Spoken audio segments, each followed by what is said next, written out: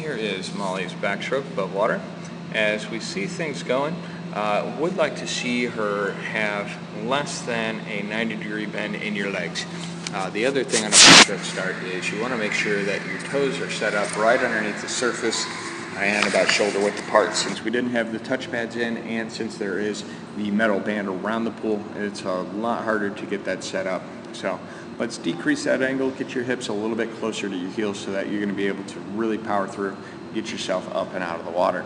As we kind of progress you through here, you are just kind of falling down in the water and letting go of that block way too early. You want to make sure on a backstroke start that you really think about pushing through with your legs first and almost trying to pull your hands off the block. That's going to give you the ability to really get up and out of the water instead of keeping those hips in. You've got the idea there with getting that back arch, but because you're letting go of the bar, you're getting sunk down in the water a little bit more. As we go through that breakout, we should be able to see you get a lot further before you're starting to hit the surface, and we do need to start swimming just a touch sooner so that it's in time with that breakout. Kick looks really pretty solid back there. It's going on really nice and consistently. Turnover rate looks really pretty good. We do have just a little bit of turbulence back through the back end of that stroke. That's going to be one of those where you're just pulling real shallow. Getting around on that turn, heels are coming up just a touch behind, but not by too much. As you break out, or breaking out inside those flags, really make sure you're pushing off a lot harder so we can get you past, and we can get a lot better, or a little bit of that view of that turbulence with your hand. It's not nearly as much on your right arm as it is on that left arm, so just think about getting a little bit more onto that left side and keep that rotation going so you can grab a little bit deeper.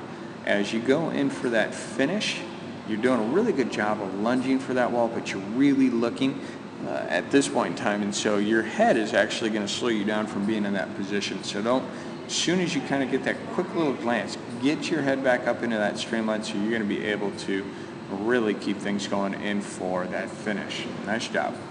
Here is Molly's backstroke. As we see her getting set up, because of not having a touchpad in there, we're having to utilize the tiles below the metal section of the wall. Normally, if we had a touchpad in it, I would suggest that you really work on trying to set your toes right underneath the surface. That way you're going to be able to get yourself at the highest possible spot for your start.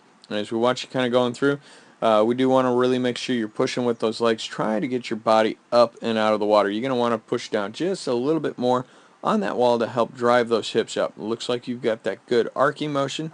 We just need to get you higher out of the water. Arms are moving great going straight forward. Want to make sure that we are just trying to get a little bit more depth. That way you can get a little further off the wall. As we watch those hands, we do have quite a few bubbles right here. So we want to make sure that you are entering the water at that point in time, getting onto the side a little bit more, digging down a little bit deeper, and then pushing everything back. As soon as your hand is entering the water, you're getting right into that next pull. We just got to do a little bit better job of digging down a little bit more, a little bit deeper.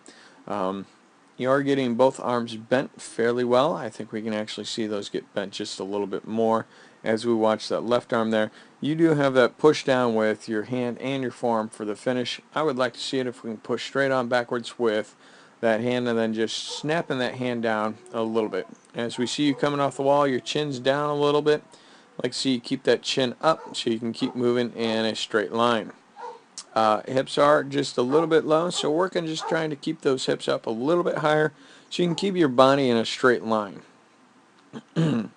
You are kicking quite a bit, but we do have quite a bit of knee bend. You see you're almost getting to that 90-degree angle. Make sure you're trying to kick a lot longer, keep those legs a little bit straighter, and definitely kick from the hip. As we see you go in for the finish here, that head is just absolutely buried. It's okay to quick throw that head back to help with that lunge, but as soon as you're at this point in time, you got to just get your head so it's going straight perpendicular into the wall. That way you're not diving down nearly as much. Nice job.